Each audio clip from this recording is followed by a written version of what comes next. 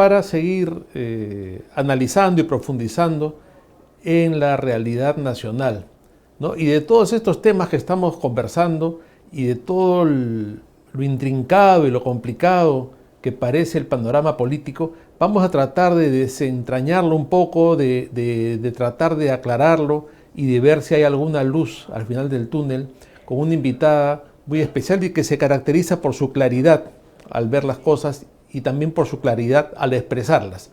Me refiero a Rosa María Bartra, a quien damos la bienvenida al programa. Luciano, muchas gracias. Muy buenas noches a todos los que nos acompañan a través de la abeja. Agradecida por la invitación nuevamente. Una primera pregunta que realmente me tiene un poco preocupado y a la vez sorprendido es esta afirmación un tanto irresponsable de Pedro Castillo, que ha dicho muy suelto de huesos que su mensaje del 28 de julio va a traer sorpresas. ¿Qué podemos esperar de estas sorpresas? Nada. Yo creo que desgraciadamente el profesor Pedro Castillo, eh, que accedió a la presidencia por estas cosas que tiene la política, eh, las coyunturas, los momentos, el hartazgo, la necesidad de la gente de alguien que los entienda. Bueno, pero no tiene la menor idea un año después de haber accedido, ya casi un año después de haber accedido a la presidencia, de para qué está ahí, cuál es su rol. Y su rol no es anunciar sorpresas, su rol es dirigir el país. Creo que frente a no tener nada que decir, de pronto se le ocurrió que podía especular y sembrar, por lo tanto, una expectativa en la población con respecto a sus sorpresas. Pero no creo que podamos esperar nada, o en todo caso nada bueno. Claro, porque además esto de generar esta expectativa en un gobierno que va de mal en peor es una expectativa negativa, ¿no? Es una incertidumbre que lo que hace es poner las cosas más críticas de lo que ya están. Y más aún que, como bien mencionas, este señor ha llegado ahí en unas circunstancias tan dudosas y está haciendo un gobierno tan desastroso, acompañado además por un gabinete desastroso, signado por la corrupción y por una señora que va en la vicepresidencia y que entra en una etapa también de incertidumbre y en probablemente sus últimos días. ¿Qué comentario nos puedes hacer sobre la situación de Dina Boluarte? Bueno, la señora Boluarte, desgraciadamente, y digo desgraciadamente por la institucionalidad, es decir, el señor Castillo ha accedido a la presidencia de la República con un solo vicepresidente. Nuestro sistema prevé dos en caso de que haya vacancia por muerte, por incapacidad moral permanente, por renuncia, en fin, prevé dos vicepresidentes. Él ya entró con una sola. Y la señora Boluarte irresponsablemente accede al cargo de ministra sin conocer los impedimentos que el cargo impone. Es un cargo de disposición de recursos, es un cargo de alta influencia. Por eso es que la Constitución prevé que solamente puede ejercer el cargo de ministra en ningún otro espacio, ni público ni privado, siempre y cuando sean cargos de dirección. Y ella se mantuvo como directivo en el Club Apurímac. Por desgracia, cometió la infracción constitucional y ya se inició su proceso de sanción. La señora no ha querido admitir que se ha equivocado, y se ha equivocado solamente por culpa suya. Acá no hay nada que trasladar de responsabilidad a nadie. Que la infracción sea menor, mayor, en fin, eso graduará probablemente la inhabilitación que le den, pero la infracción está cometida, ya se inició en la Subcomisión de Acusaciones Constitucionales el proceso y seguramente que en poco tiempo, en unos, calculo, 40, 45 días, a lo más 3 meses, ya el Congreso debe haber decidido. Sin embargo, no debemos jamás descuidar que en el Congreso lo que cuentan son los votos.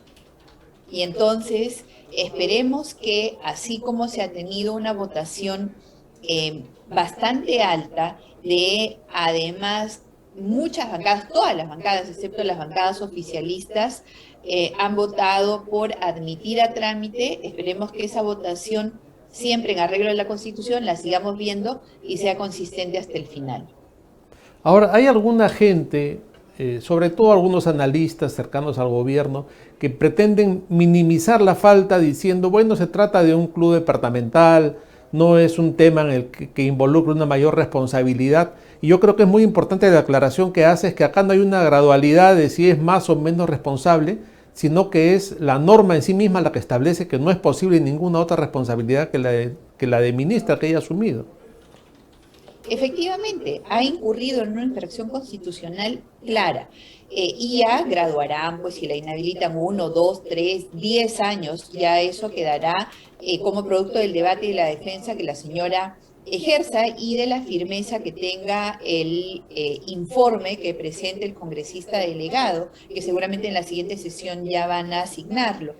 Pero que la infracción está cometida, o sea, acá no hay que se corrompió por 1000 o se corrompió por 1.000.000, ¿no? No, la reparación civil ya en el caso penal determina eso. Finalmente la señora ya está en el proceso y creo que no debemos minimizar, porque la Constitución está escrita para respetarla. Si los más altos funcionarios, los ministros, la vicepresidenta, no van a respetar la Constitución, ¿qué esperamos del resto de ciudadanos? Ellos están ahí también para dar el ejemplo de respeto absoluto por lo que manda la Constitución. Y este es un momento clave, creo, para demostrarlo. Más allá de el impacto que pueda haber tenido la infracción, se ha cometido y debe ser sancionada. Ya que estamos hablando de la función que cumple el Congreso en cuanto a esta inhabilitación y a la sanción que debe aplicar, hay en este momento otro tema que se está produciendo en el Congreso y que es muy preocupante, y es todo lo que ha sucedido en torno a la elección del Defensor del Pueblo, ¿no? Y este asunto de que el Poder Judicial pueda interferir en las labores del Congreso y que se haya tenido que crear una nueva comisión. En general, el común de la gente no entiende bien este asunto y se queda preocupada y dice, pero ¿qué pasa? Si el juez ha dicho que no, ¿por qué el Congreso no atiende esta orden? Y es muy importante que se sepa que hay una separación de poderes y que el congresista no está sujeto a mandato imperativo, o si no es así, si es que un juez puede enmendarle la plana al Congreso. ¿Cómo es esto? Yo creo que has hecho muy bien, Luciano, en hacer la introducción con respecto a la separación de poderes. De hecho, estamos en un programa que consagra nuestro modelo, ¿no? Es la abeja republicana y nuestro modelo pues es el modelo republicano. ¿Cuál es la característica fundamental de nuestro modelo? Esa separación de poderes, que también involucra un control mutuo, qué duda cabe, que consagra además que quienes hacen las leyes, que son el Congreso, no lo aplican, lo aplica el Poder Judicial, ¿no? Para separar precisamente las funciones y los roles de cada uno de los poderes del Estado. En ese contexto, creo que los depositarios, no es que creo, es así nuestro modelo, los depositarios del poder ciudadano son los congresistas. Ellos reciben el poder del pueblo a través de las elecciones o mediante las elecciones y deben ejercerlo como tal. Son depositarios del poder de más de 30 millones de peruanos. Ahí está representado el verdadero poder. Son los titulares del poder, los ciudadanos, quienes se lo han delegado. Y ahora, un juez, por su libre, además, disposición, puede parar los actos constitucionales del poder delegado de 30 millones de peruanos. Eso es realmente posible. Creo que desgraciadamente se ha permitido que esta separación de poderes sea prácticamente insignificante. La pérdida de institucionalidad que hemos visto a lo largo de los últimos tiempos con un poder ejecutivo que hizo, ojo, y hay que traerlo a la memoria siempre, lo mismo, tratar de parar los actos del Poder Legislativo en la elección del Tribunal Constitucional, y me estoy refiriendo al pasado noviembre del 2019. septiembre del 2019, perdón, en el cual el Poder Ejecutivo, a través de Martín Vizcarra y su entonces premier Salvador del Solar, irrumpieron en el Congreso de la República para detener un acto propio del Congreso, que era la elección de los magistrados del Tribunal Constitucional. Desgraciadamente, ese acto inconstitucional abiertamente, con una figura inventada para la ocasión, la denegación fáctica de confianza, fue avalada no solamente por la población, fue avalada por el resto de autoridades, de organismos constitucionalmente autónomos, por el Poder Judicial, que jamás acogió las acciones populares o las acciones de amparo que se presentaron, y finalmente validado plenamente por el Tribunal Constitucional. Entonces, esto ya tiene un precedente. Si un poder del Estado, el poder ejecutivo, pudo no solamente entrometerse en un acto propio del legislativo, sino que además disolverlo por ejercer sus funciones constitucionales y haber sido avalado por el máximo intérprete de la Constitución, abre la puerta a que ahora tengamos pues un poder judicial que asume que puede hacer control constitucional de los actos propios del Congreso. Es realmente increíble el nivel al que hemos llegado por haber aceptado, por haber permitido. Las instituciones se deben respetar más allá de las personas, más allá de nuestras simpatías, porque si no nos exponemos a que luego tengamos situaciones de este tipo. ¿Qué sigue? ¿Qué es lo que continúa? ¿El Poder Judicial determinando quién puede o no puede ser presidente del Congreso? ¿El Poder Judicial determinando sobre qué materias puede o no puede legislar el Congreso? No, creo que es hora de, desde estos espacios como el tuyo, que saludo, porque aborda de forma bastante técnica la problemática de nuestro país, que no es solamente un tema emotivo, no es solamente el gusto o el disgusto, o el anti o el pro, sino que está seriamente sustentado, sólidamente sustentado sobre nuestras instituciones. Y hay que rescatar la importancia de respetarlas de tal manera que el Estado de Derecho quede plenamente garantizado. Claro, estamos sufriendo los rezagos o las consecuencias de lo que podríamos llamar una vizcarrización, ¿no?, de la política. Todo el desastre que hizo Vizcarra con sus reformas, con el golpe de Estado que dio, con el apoyo que recibió de las instituciones que previamente había tomado por asalto, y que, claro, terminó siendo, como ya sabemos, todo controlado por él en unas instituciones paupérrimas y con un saltar a la garrocha a la Constitución, y ahora estamos sufriendo esas consecuencias. Vamos a seguir conversando sobre estos temas, si nos permites, Rosa, luego de la pausa.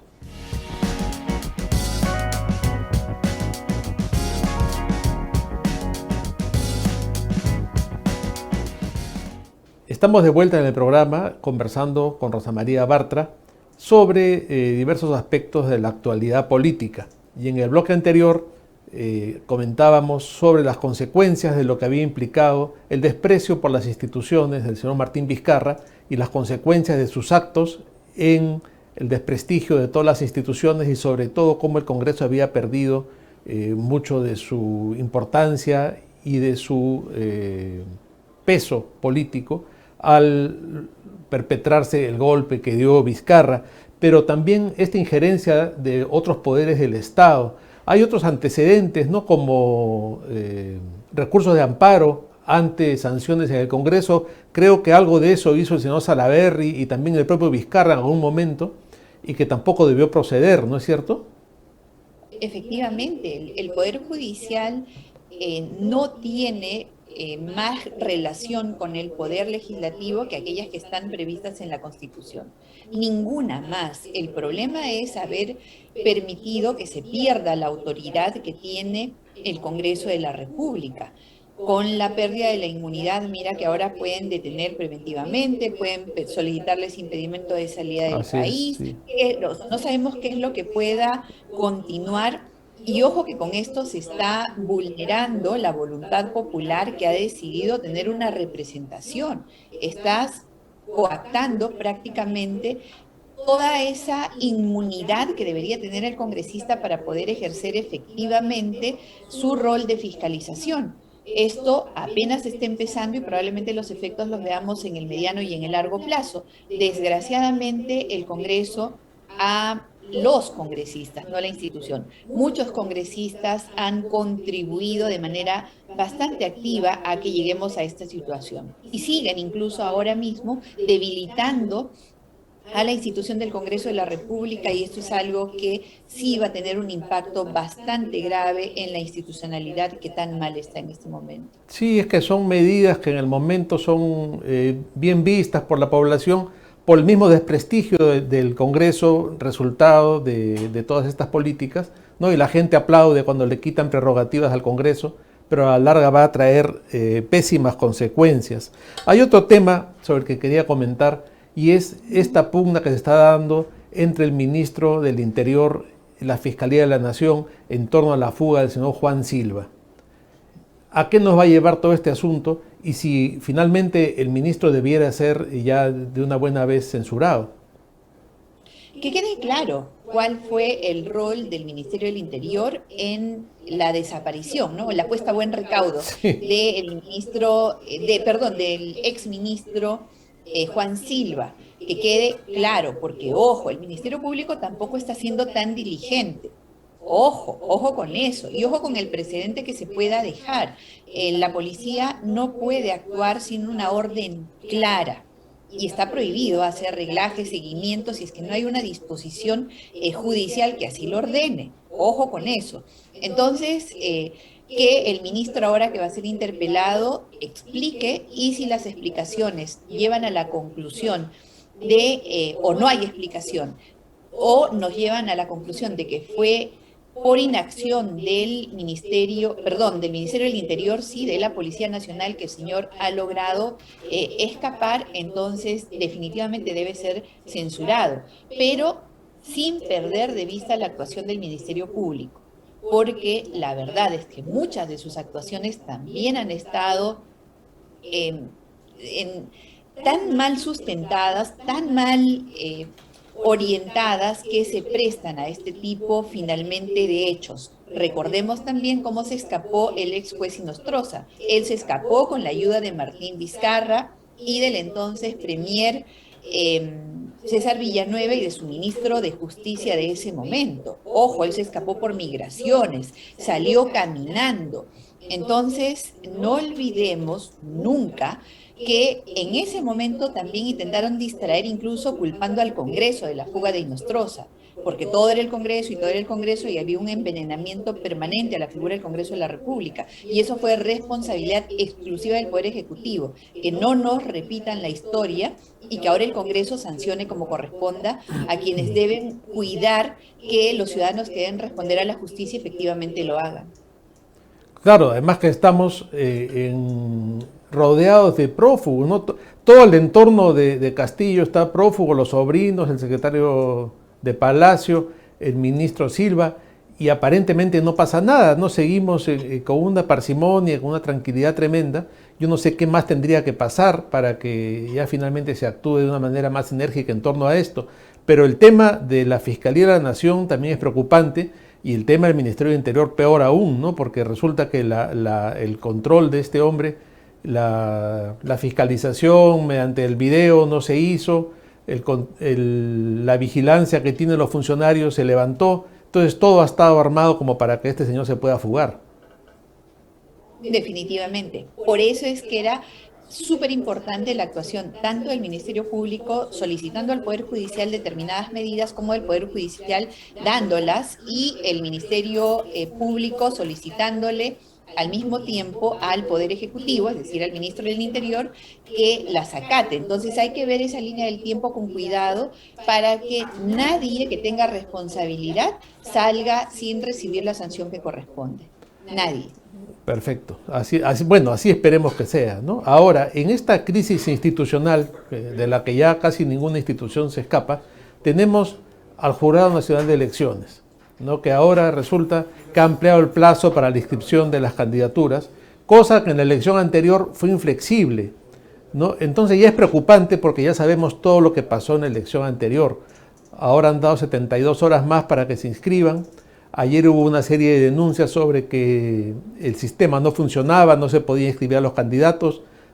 Curiosamente, perdón, algunos partidos sí podían, otros no podían. ¿Qué hacemos con el Jurado Nacional de Elecciones? ¿Quién protege a los partidos democráticos? ¿Quién protege a los ciudadanos? ¿Y quién protege a la democracia frente a estos manejos del Jurado Nacional de Elecciones, que en las mismas circunstancias dejó a importantes y tradicionales partidos políticos fuera de la competencia en la elección anterior y que ahora simplemente se le ha ocurrido y amplía el plazo sin ninguna razón aparente? Claro, lo que he dicho es que como ahora se están inscribiendo listas de los lugares más apartados del país, entonces amerita esta ampliación de plazo por los problemas tecnológicos que tendrían estos lugares tan apartados. Sin embargo, Luciano, yo sé que lo que voy a decir probablemente sea impopular, pero desgraciadamente creo que hay que decir las cosas Sí. completas, ¿no? ¿Cuál es la responsabilidad de los partidos políticos con el precedente que se tuvo ya de la exclusión de la contienda electoral del APRA y del PPC? Fue precisamente por haber iniciado procesos de inscripción que no les permitieron culminar dentro del plazo que el jurado estableció como hito. Y de hecho los plazos electorales son plazos fatales. Es decir, una vez que se vencen no hay posibilidad de abrirlos. A ver, teniendo ese precedente, yo creo que todos debieron haber tomado sus precauciones y para proteger la democracia que se ejerce a través de los partidos políticos, para proteger a los candidatos, debieron haber iniciado su inscripción realmente con mucho más tiempo de anticipación. Las elecciones internas han sido, ¿hace cuánto? ¿2 meses? Sí, más Entonces o han menos. tenido un plazo realmente amplio para poder realizar el proceso de inscripción. Todos sabemos que los sistemas no funcionan bien, que se saturan, que colapsan, y esto es lo que debe haber pasado el día de ayer. Hay más y menos experimentados, y entonces esto no contribuye para nada a que pueda dentro de del último día, a la última hora, correr de manera eficiente los sistemas informáticos. Entonces también hay una cuota de responsabilidad de los partidos. Sin embargo, sí creo que esto de inscribir solamente electrónicamente, de acotar tanto plazos y modalidades, finalmente termina perjudicando. Y es parte de todo este proceso de reforma tan mal hecho, tan direccionado en lugar de estimular a recortar la participación política, tan poco técnico, tan poco transparente al final, que vamos a pagar caro, muy, muy caro, el no haber tenido la valentía suficiente para decirles no, sus reformas están mal, y a los que en su momento nos opusimos, pues finalmente terminaron criminalizándonos, ¿no? No es victimizarme y decir me atacaron por no. Sin embargo, espero que esto nos deje una lección y que no nos dejemos llevar de aquí en adelante por lo que la prensa, sobre todo la mala prensa, direccionada o comprada o influenciada, quiera imponer sobre la voluntad del legislador. El legislador representa la voluntad del pueblo y debe hacerla respetar. Entonces, que esta lección, en estas 72 horas, ojalá se concreten todas las inscripciones. Sin embargo, espero que después de esto el Congreso tome acciones y por fin aborde en serio la reforma electoral y la reforma política que necesitan ser cambiadas desde la raíz para poder garantizar que efectivamente el sentir del pueblo sea respetado en una elección. Ahora, definitivamente, en aquel parlamento que fue cerrado por Vizcarra, uno de los parlamentarios que se hizo respetar y que hizo respetar los foros parlamentarios fuiste precisamente tú, lo cual hay que reconocer, ¿no? Que se actuó y actuaste con una gran dignidad y con una gran solvencia en todo momento, haciendo respetar la condición de parlamentaria y la condición también del Parlamento de la República frente a otros poderes del Estado. Eso es muy importante y hay que rescatarlo. Y eso probablemente, cuando dices que mereció maltrato, es parte de la campaña que se hizo para convertir al Parlamento en algo impopular, ¿no? Y hablando de popularidades, parece ser que el señor Corbeto hizo tan excelente labor en la OMPE que ahora se va de observador a Colombia. Desgraciadamente, pues, y el Congreso tampoco está actuando con las denuncias constitucionales, o sea, mucho ruido, pero al final pocas nueces, ¿no? Es como a Castillo, o sea, hablan y critican y critican y critican, pero si hay una opción para vacarlo, si hay una moción para vacarlo, no es el momento, no hay los votos, no quieren vacar o censurar al presidente del Consejo de Ministros con el mismo argumento de que no es el momento.